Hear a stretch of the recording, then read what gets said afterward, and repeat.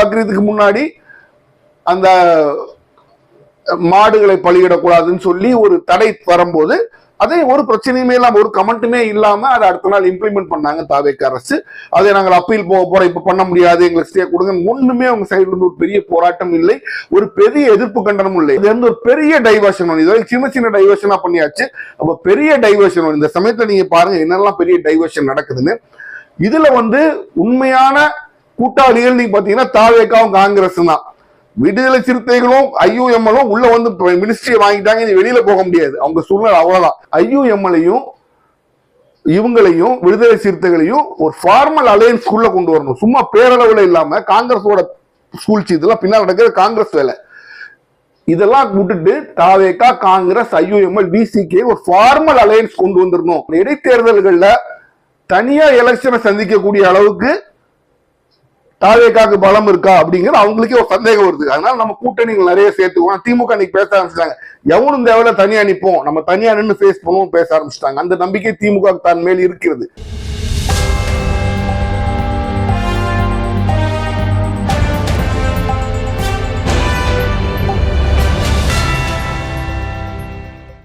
Hello friends, welcome to உண்மையும் பொய்மையும். நம்ம சேனல்ல வரக்கூடிய எல்லா வீடியோக்களையும் தொடர்ந்து பார்க்க நம்ம சேனலை சப்ஸ்கிரைப் பண்ணி பெல் பட்டனை பிரஸ் பண்ணிக்கோங்க. இன்றைக்கு நம்ம பேசு பொருளாக விவாதிக்கணும்னு எடுத்திருக்க தலைப்பு, இன்று நடைபெற்ற தாவேகா கூட்டணி கட்சிகளுடைய ஒருங்கிணைப்பு கூட்டம் அப்படின்னு சொல்லப்படுற கூட்டம் தான். அப்ப இந்த கூட்டத்தை நம்ம தனிப்பட்ட முறையில பார்த்தோம்னா அது ஒன்றும் பெரிய ஒரு சர்ச்சைக்குரிய விஷயமோ அல்லது ஒரு பெரிய நடக்கக்கூடாத ஒரு விஷயமோ நடந்த மாதிரி இல்லை. ஆனா சரௌண்டிங் சர்க்கம்ஸ்டான்சஸ் அப்படின்னு சொல்லுவாங்க. அரசியல் இன்றைக்கு சுற்று சூழ்நிலைகளை பார்த்து தான் ஒரு விஷயத்தோட முக்கியத்துவம் அறிய முடியும். அப்படி என்ன விஷயங்கள் பின்னால் நடக்குது அப்படின்னு நம்ம பார்த்தோம் அப்படின்னா, கடந்த சில நாட்களாக நீங்க பாத்தீங்கன்னா அமைச்சர் சரத் அவர்கள் மேல அந்த போதைப் பொருள் பயன்படுத்தினாரா அப்படிங்கிற அந்த சர்ச்சை வந்து மிகப்பெரிய லெவல்ல போய்கிட்டு இருக்கு. அது வந்து கிட்டத்தட்ட தமிழகத்துல மட்டும் இல்லாம இந்தியா லெவல்ல அது பெரிய லெவல்ல போய்கிட்டு இருக்கு. அப்ப அந்த சர்ச்சை வந்து இன்றைக்கு கிட்டத்தட்ட மக்கள் மத்தியில ஒரு தாவேகா அரசு மேல ஒரு பெரிய அதிருப்தி ஏற்படுத்தியிருக்கு அப்படின்னே கூட சொல்லலாம்.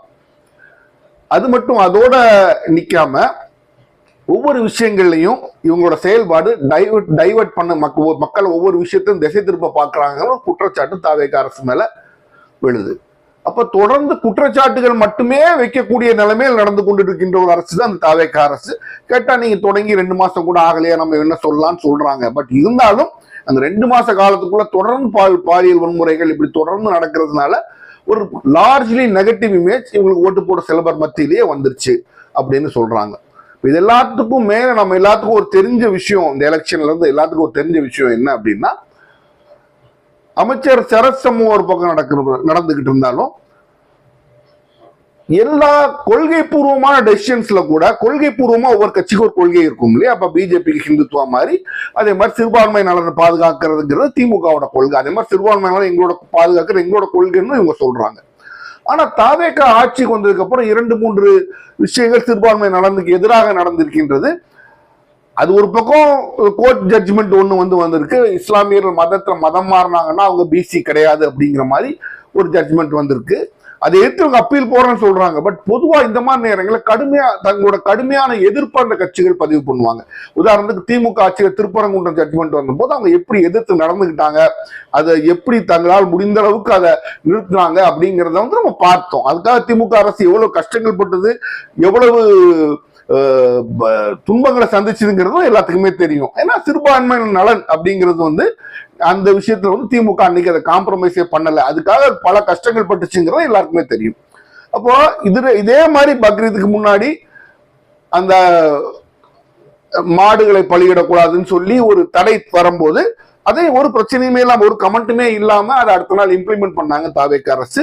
அதை நாங்கள் அப்பீல் போக போறோம், இப்ப பண்ண முடியாது, எங்களுக்கு ஸ்டே கொடுங்க, ஒண்ணுமே அவங்க சைடுல இருந்து ஒரு பெரிய போராட்டம் இல்லை, ஒரு பெரிய எதிர்ப்பு கண்டனமும் இல்லை. ஆனா நீங்க திருப்பரங்குன்றம் ஜட்ஜ்மெண்ட்டை அந்த திமுக அரசுன்னா முதல்வரை எதிர்த்து ஒரு ஸ்டேட்மெண்ட் விடுறாரு. இங்க தாவேகா அரசுல யாருமே இந்த 2 ஜட்மெண்ட் எடுத்து பெரிய அளவுல கண்டன குரல் எழுப்பல. கண்டன குரல் எழுப்புறது வந்து ஒன்றும் தப்பு கிடையாது. நீதிமன்றத்தோட ஜட்மெண்ட் எதிர்த்து நாங்க செயல்படுத்த மாட்டோம்னு சொல்றாங்க தப்பு. இந்த ஜட்மெண்ட் தவறு, இதுக்கு மேல நீங்க இதெல்லாம் சொல்லியிருக்கலாம் தவறு, இதுக்கு மேல நாங்க அப்பீல் போறோம்னா அந்த ஜட்மெண்ட்டை நீங்க கண்டனப்படுத்தணும் கண்டிப்பா. அப்படி இல்லைன்னா அந்த கொள்கைகளை ஏற்றுக்கொண்டு விட்டதாக ஆகிவிடும். இவங்க அப்படி எதுவுமே பெரிய லெவல்ல கண்டன குரல் இல்லை. அப்ப சிறுபான்மையினர் நலனுக்கு விரோதமா போறாங்கிற ஒரு பேச்சு இவங்க மேல வர ஆரம்பிச்சிருச்சு. அப்ப சிறுபான்மையினர்ல குறிப்பாக விஜய் சார்ந்த அவர் சார்ந்த அந்த கத்தோலிக்க சமூகம் அவருக்கு பெரிய லெவல்ல வாக்கு போட்டிருக்கிறாங்க. அந்த இஸ்லாமியர்களும் சில சிறுபான்மையினரோட வாக்கு நிறைய பேர் வாக்களிச்சிருக்கிறாங்க. இப்போ ஒரு ரிப்போர்ட் வெளியில வருது. அப்போ அந்த சிறுபான்மையர் மக்கள் மத்தியில ஒரு பெரிய அதிருப்தி ஏற்படக்கூடிய ஒரு வாய்ப்பு இன்னைக்கு இருக்கு, ஏற்பட்டு இருக்குங்கிறத ஒரு நிதர்சனமான உண்மை. இது ஒரு புறம் இருக்க, திருமாவளவன் சார்ந்த சமுதாயத்தை சார்ந்த மக்கள் பெருவாரி அவங்களுக்கு ஓட்டு போட்டிருக்காங்க. அதனால சென்னையில் அவங்க ஜெயிச்சு சென்னை சுத்து வட்டாரத்துல அவங்க மேஜரா ஜெயிச்சிருக்காங்க அப்படிங்கிற ஒரு ரிப்போர்ட் இப்ப வெளியில வருது. அது எல்லாரும் ஏற்றுக்கொள்ளக்கூடிய ரிப்போர்ட்டாகவும் தான் இருக்கு. அப்போ நேற்று ஒரு சம்பவம், 2 நாள் ஒரு சம்பவம் நடக்குது மயிலாடுதுறையில. ஒரு பட்டியலின பையன் ஒரு உயர் ஜாதி பெண்ணை அவன் காதலிச்சதுனால பெண்ணோட வீட்டுல எதுக்குறாங்க. இவங்க தற்கொலை பண்ணிக்கிட்டாங்கன்னு சொல்றாங்க. தற்கொலையா கொலையான்னு தெரியவில்லை. அப்போ ஒரு ஆணவ கொலைங்கிற ரேஞ்சில் அது பேசப்படுது. இது யார் ஆட்சியில் நடக்குது? பட்டியலின மக்கள் பெரும்பான்மையாக வாக்களித்த தாவேக ஆட்சியில் நடக்குது. அப்போ இதெல்லாம் அவங்களுக்கு தொடர்ந்து ஒரு கெட்ட பேரை தொடர்ந்து வரிசையெல்லாம் ஏற்படுத்தி கொடுத்துட்டு இருக்கு. அப்போ இது ஒரு பெரிய டைவர்ஷன் வரும். இதுவரை சின்ன சின்ன டைவர்ஷனா பண்ணியாச்சு. அப்போ பெரிய டைவர்ஷன் வரும். இந்த சமயத்துல நீங்க பாருங்க என்னெல்லாம் பெரிய டைவர்ஷன் நடக்குதுன்னு. இதுல உண்மையான கூட்டாளிகள் நீங்க பாத்தீங்கன்னா தாவேகாவும் காங்கிரஸ் தான். விடுதலை சிறுத்தைகளும் ஐயுஎம்எலும் உள்ள மினிஸ்ட்ரியை வாங்கிட்டாங்க. இது வெளியில போக முடியாது. அவங்க சூழ்நிலை அவ்வளவுதான். விருப்பப்பட்டு கொடுத்திருக்கிறது காங்கிரஸும் தாவேகாவும் தான். அப்ப தாவேகா சொல்லி காங்கிரஸ் என்ன பண்ணுது பாருங்க. கரெக்டா இந்த பிரச்சனை எல்லாம் வரும்போது திசை திருப்ப தன்னோட மாநில தலைவரை மாத்துறாங்க. மாநில தலைவரை மாத்தி மாணிக்கம் தாக்கூரை கொண்டு வர்றாங்க. யாரோட தாவேகாவோட கூட்டணி போகணும்னு சொன்னா மாணிக்கம் தாக்கூரை கொண்டு வர்றாங்க. அப்போ இது எதுக்கு? இது ஒரு coordinated strategy of Congress and TVK. விஷயத்தை கம்ப்ளீட்டா டைவர்ட் பண்ணும். எல்லா பக்கங்கள்ல இருந்தும் நம்ம அரசுக்கு எதிரான அதிருப்தி வந்துகிட்டே இருக்கு.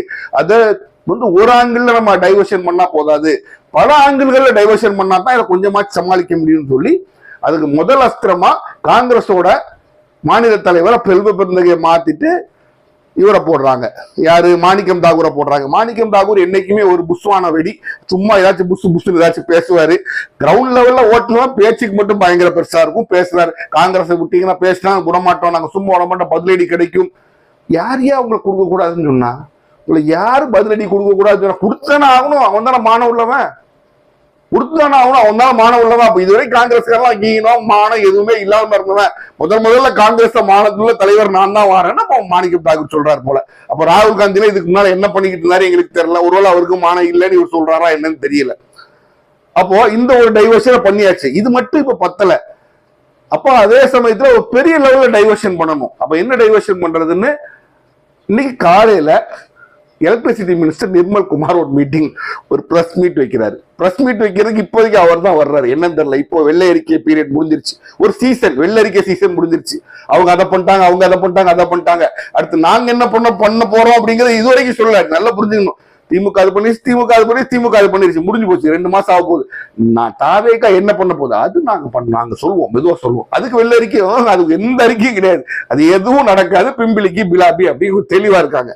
அப்ப இன்னைக்கு பாருங்க நிர்மல் குமார் என்ன சொல்ல புதுசா ஒரு பிரச்சனையை கிளப்பி விடுறாங்க திசை திருப்புறது. எங்க எம்எல்ஏவை திமுக விலைக்கு வாங்க ட்ரை பண்ணாங்க. சரி, இது விலைக்கு வாங்க ட்ரை பண்ணாங்க. போலீஸ் 3 பேர் அரெஸ்ட் பண்ணுது. இது குற்றம் நடந்திருக்க வாய்ப்பு இருக்கா இல்லையாங்கிறதுக்கு முன்னாடி நம்ம சில விஷயங்கள் நம்ம பார்ப்போம். இன்றைக்கு தாவேகாக்கு என்னெல்லாம் யாரெல்லாம் சப்போர்ட் பண்றாங்கன்னு உங்களுக்கு தெரியும். தாவேகாவோட ஒரு எம்எல்ஏவை இப்ப வாங்கினா திமுக பலன் இருக்கா அப்படிங்கிறத முதல்ல பார்க்கணும் இல்லையா? ஒரு எம்எல்ஏவையோ 2 எம்எல்ஏயோ வாங்கினா திமுக பலன் இருக்கா? இருந்தா தான் திமுக ஒரு எம்எல்ஏக்கு 35 கோடி கொடுக்க போறான்றாங்க. 35 கோடி கொடுக்க அவனுக்கு இருக்குன்னா பை எலெக்ஷன் 6 சவுதிக்கு வருது. போய் தாவேகால பை எலெக்ஷன் வர்றதுக்கு முன்னாடி இந்த எம்எல்ஏ பல காசு கொடுத்து எப்படி வாங்க முடியும்? எம்எல்ஏக்களை விலைக்கு வாங்கி இதை மைனாரிட்டி அரசு ஆக்கிடுவாங்க. ஆக்கி ஒண்ணும் பண்ண முடியாது. சட்டம் தெரியுமான்னு தெரியல பேசுற நிர்மல் குமார் அவர்களுக்கு. எனக்கு தெரிஞ்ச சட்டத்தை நான் சொல்றேன். மே 18ஆம் தேதி கிட்ட நீங்க மெஜாரிட்டி ப்ரூவ் பண்றீங்க. உங்க அரசு மெஜாரிட்டி ப்ரூவ் பண்ணிருச்சு. அடுத்த நோ கான்பிடன்ஸ் மோஷன் அதுல 6 மாசம் கழிச்சு நவம்பர்ல தான் கொண்டு வர முடியும். இப்ப நம்ம எங்க இருக்கோம்? ஜூன்ல இருக்கோம். இப்ப எதுக்கே காசு கொடுத்தவங்க எம்எல்ஏ வாங்கினா 6 மாசம், இன்னும் 4 மாசம் 5 மாசம் இருக்கு. 7வது மாசம் வரணும். இன்னும் 4 மாசத்துக்குள்ள உங்க ஆளுக்கு கைக்குள்ள இருப்பானா? அவன் என்ன கிறுக்கனாய் 35 கோடி இப்பமே கொடுத்தவங்க எம்எல்ஏ விலைக்கு வாங்குறதுக்கு? யோசிச்சு பாருங்க. அது முரண்படுது பாருங்க. அந்த முரண் தான் நான் உங்கள்கிட்ட சொல்ல வர்றேன். இப்ப எம்எல்ஏ வாங்கினா உங்க ஆட்சியை கவுத்தலானா எம்எல்ஏ வாங்கலாம். இப்பதான் நோ கான்பிடன்ஸ் மோஷனை கொண்டு வர முடியாத, நம்பிக்கையில்லா தீர்மானமே கொண்டு வர முடியாது. அதுக்குதான் 6 மாசம் ஆகணும், அது நவம்பர்ல தானே கொண்டு வர முடியும். அப்ப இப்ப ஏன் அவங்க எம்எல்ஏ வேலைக்கு வாங்கணும்? அப்போ வேலைக்கு வாங்கி அதுல பிரயோஜனமே கிடையாது. நீங்க நோ கான்பிடன்ஸ் மோஷன் 6 மாசம் கழிச்சு தான் கொண்டு வர முடியும். ஒரு தடவை பாஸ் பண்ணிட்டாரு அவரு. அப்போ இதை சொல்றதே ஒண்ணுக்கு ஒண்ணு முரணா இருக்கு. அது மட்டும் இல்லாம இந்த இஷ்யூவை இவங்க என்னைக்கு ஏன் இப்போ ரேக்கப் பண்றாங்க அப்படின்னா, சுத்தி சுத்தி இந்த நடக்கிற ஒவ்வொரு விஷயத்தையும் டைவர்ட் பண்றதுக்கு ஏதாச்சும் ஒன்று பெருசா சொல்லி ஆகணும். இப்ப பெரிய பெரிய தவறுகள் நடக்க ஆரம்பிச்சு, சின்ன சின்ன விஷயங்கள்ல பெரிய பெரிய தவறுகள் நடக்க ஆரம்பிச்சு. இப்ப கூட பாருங்க, கன்னியாகுமரியில அந்த கடற்கரை கிட்ட நிறைய தாது மணல், அட்டாமிக் மினரல்ஸ் சொல்லுவாங்க, அதெல்லாம் கிடைக்கும். அதை அதுக்கு கொடுத்த பீரியட் எடுக்கக்கூடிய 5 இயர் பீரியட் முடியுது. அதை எடுக்கக்கூடாது, அது தவறு, அந்த கோஸ்டல் வில்லேஜஸ் எல்லாம் அடிபட்டு போயிடணும். அந்த பக்கத்துல பெரிய போராட்டம் நடந்துச்சு. அந்த கடற்கரை கிராமத்தில் உள்ள எல்லாரும் எதிர்த்தாங்க. அவங்கதான் பெருவாரியா, கடற்கரை மக்கள் தான் பெருவாரியா விஜய்க்கு வாக்களித்தாங்க. கிட்டத்தட்ட எல்லாருமே போட்டாங்க, வாக்களித்து போட்டாங்க. இப்ப யாருக்குமே தெரியாம நைஸா 1 வருஷம் எக்ஸ்டென்ஷன் கொடுத்து விஜய் கையெழுத்து போட்டாரு. இப்படி எல்லா பக்கங்களும் அவங்க அரசாங்கம் மேல அதிருப்தி இருந்துகிட்டு இருக்கும்போது பெரிய குண்டா தூக்கி வழக்கம் போல என்ன சொல்லணும், திமுக பண்ணிட்டான் தூக்கி போட்டாங்க. அது செந்தில் பாலாஜி. அதாவது நீங்க பிஜேபியும் பார்க்கணும், தாவேக்காவும் பார்க்கணும், ஒரே நபர் தான். செந்தில் பாலாஜி. ஏதோ செந்தில் பாலாஜின்னு ஒருத்தர் திமுக வர்றதுக்கு முன்னாடி திமுக இல்லைங்கிற ரேஞ்சுக்கு பேசுறாங்க. இவங்க சொல்றதுலாம் அப்படி இருக்குன்னா, அண்ணா ஏன் சிஎம் திரும்ப செந்தில் பாலாஜியானதாரு, கருணாநிதியை சிஎம் திரும்ப செந்தில் பாலாஜியானதாரு, ஸ்டாலின் சிஎம் திரும்ப செந்தில் பாலாஜி, எல்லாத்தையும் செந்தில் பாலாஜி மேல போடுறாங்க. அப்ப என்ன உங்களுக்கு தெரியுது, நல்லா பாருங்க.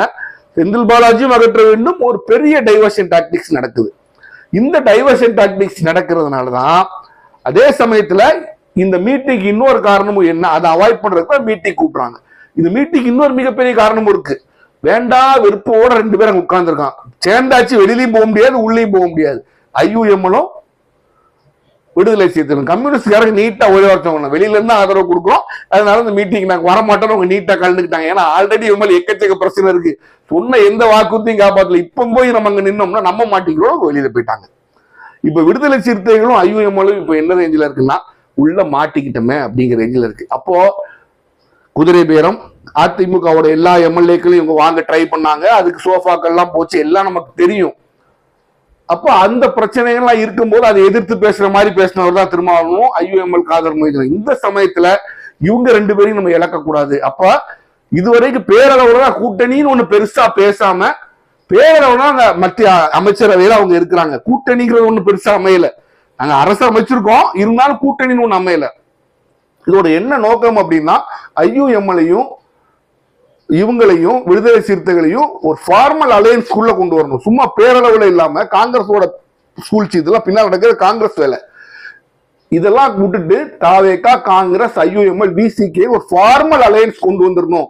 இவங்க 2 பேரும் நாளைக்கு வெளில போயிட்டாங்கன்னா நமக்கு உள்ளதும் போச்சு நொல்ல கண்ணாவாயிரும். அது மட்டும் இல்ல, உங்க கூட்டணியில இருந்து நீங்க பண்ண இந்த ஒரு 2 மாசத்துல நீங்க பண்ண நிறைய தகுதி திருத்தங்கள் வெளியில யாருக்கும் தெரியுதோ இல்லையோ, விசிகாக்கும் தெரியும், ஐயுஎம்எலுக்கும் தெரியும். அப்ப இவங்க உள்ள விட்டுட்டு வெளியில விட முடியாதுங்கிற சூழ்நிலையில இன்றைக்கு அவங்க மாட்டிக்கிட்டாங்க. இதனாலதான் இன்றைக்குமே கூட்டணி காட்சியை நிறைய பேர் விரும்ப மாட்டாங்கன்னா, அவங்க பண்ற தப்பு கூட்டணி கட்சிகளுக்கும் தெரிஞ்சும். இப்ப இவங்க 2 பேரையும் உள்ள ஃபார்மல் அலையன்ஸ்ல கொண்டு வரணும்னா சும்மா கொண்டு வர முடியாது இல்லையா, ஒரு பேர் வைக்கணுமா இல்லையா, ஒரு பேரோட இந்த அலையன்ஸை ஃபைனலைஸ் பண்ணி அமைக்கிறதுக்காகத்தான் இந்த மீட்டிங்கை கூப்பிடுறாங்க. ஆனா அந்த அலையன்ஸ் ஃபைனலைஸ் ஆகி மீட்டிங் அதுக்கு ஒரு பேர்லாம் வச்சாங்கிற மாதிரி எந்த நியூஸ் வரல. அப்ப என்ன அர்த்தம், அந்த 2 பேரும் இன்னும் உஷாரா இருக்காங்க. கொஞ்சம் வெயிட் பண்ணுவோமோ, நம்ம கொஞ்சம் அவசரப்பட்டமோ, அவங்க 2 பேரும் நினைக்கக்கூடிய சூழல்ல தான் இருக்கிறாங்க. ஆனா காங்கிரஸ் வேற வழி இல்லை. இனி காங்கிரஸ் முன் வச்ச கால பின் வைக்கவும் முடியாது, அது எவனும் சேர்த்துக்கவும் மாட்டாங்க காங்கிரஸ். அப்ப காங்கிரஸ் அங்கதான் நின்னாகணும். அப்ப திருமாவளவனும் காதர் மொய்தீனும் ஐயுஎம்எல் காதர் மொய்தீனும் முழிக்கிறாங்க. கம்யூனிஸ்ட் பார்ட்டிகள் சூப்பரா விலகிட்டாங்க. நாளைக்கு தேவைன்னா நம்ம திமுக கூட போய் சேர்ந்துக்கலாம், நமக்கு ஒன்றும் பிரச்சனை இல்லை, அவங்க வெளியில போயிட்டாங்க. அப்ப இந்த அலையன்ஸை ஃபார்மலா விசிகாவையும் ஐயுஎம்எல்லையும் ஃபார்மலா உள்ள இழுத்து போடணுங்கிறது தான் அவங்களோட எண்ணம். ஆனா அதுக்கு இவங்க 2 பேரும் பிடி கொடுத்த மாதிரி இன்று வரை தெரியவில்லை. அப்போ இதெல்லாம் ஏன் செய்யறாங்க அப்படின்னு நீங்க பாத்தீங்கன்னா, இனிமேல் நம்ம இடைத்தேர்தலுக்கான வேலைகள் நடந்தணும், கூடிய சீக்கிரம் நடந்தாகணும். ஏன்னா அது 6 தொகுதி வெக்கேட் ஆயிடுச்சுன்னா ஒரு டைம் பவுண்ட் அதை வச்சுதான் வாங்க. அப்ப இந்த இடைத்தேர்தல்கள்ல தனியா எலெக்ஷனை சந்திக்கக்கூடிய அளவுக்கு தாவேகாக்கு பலம் இருக்கா அப்படிங்கிற அவங்களுக்கே ஒரு சந்தேகம் வருது. அதனால நம்ம கூட்டணிகள் நிறைய சேர்த்துக்குவோம். திமுக இன்னைக்கு பேச ஆரம்பிச்சிட்டாங்க, எவனும் தேவையில்ல தனியா நிற்போம், நம்ம தனியா நின்று ஃபேஸ் பண்ணுவோம் பேச ஆரம்பிச்சிட்டாங்க. அந்த நம்பிக்கை திமுக தன் மேல் இருக்கிறது. அதனால தனியா நிக்க நம்ம நிப்போம், நம்ம கட்சியோட பலத்தை நம்ம ஃபேஸ் பண்ணுவோம் அப்படின்னு யாரு எதிர்கட்சி தயாரா இருக்கு. ஆனா ஆளுங்கட்சியான தாவேக்காக இந்த பயம் இருந்துகிட்டே இருக்கு. காங்கிரஸ் கூட வச்சிருக்கான், அவனுக்கே தெரியும் காங்கிரஸ் கூட வச்சிருக்கிறது ஒண்ணுதான், இல்ல அது ஒண்ணுதான். சினிமாவில் சொல்லுவான்ல, இனிமே வயசுக்கு வந்தா என்ன வராட்டி என்னங்க மாதிரி காங்கிரஸ் கூட வச்சிருந்தான்னு வச்சுக்கிட்டாட்டி என்ன ஒண்ணுதான். அப்ப விசிகாவும் ஐயூஎம்எல் நம்ம கூட இருந்ததுன்னா இந்த சமயத்துல பாருங்க, சிறுபான்மை கட்சின்னு நம்ம ஐயூஎம்எல் காமிச்சுக்கலாம், விசிகாவை தலித் கட்சின்னு நம்ம காமிச்சுக்கலாம் அப்படின்னு சொல்லி ஒரு முயற்சியாகத்தான் இந்த மீட்டிங் இவங்க போடுறாங்க. மீட்டிங் ஒரு சமூகம் எனக்கு சிரிப்பா வந்துச்சு. எல்லாரும் ஒருத்தர் கையை பிடிச்சி ஒருத்தர் கையை தூக்குறாங்க. அப்ப எனக்கு ஒண்ணுதான் ஞாபகம் வந்துச்சு, எதுக்கு ஒருத்தர் கையை பிடிச்சி ஒருத்தர் கையை தூக்குறாங்க யோசிச்சு பாருங்க. சும்மா இருக்குமா ஒருத்தர் கையை பிடிச்சி ஒருத்தர் ரெண்டு கையை தூக்கிறாங்க. அந்த கையை விட்டீங்கன்னா அடுத்தவன் பாக்கெட்ல கையை விட்டுருவான். ஐயோ பக்கத்துல எவனா நிக்கிறான், பாக்கெட்ல கை விட்டுறான், புடிச்சு தூக்கிடுறான் கைய.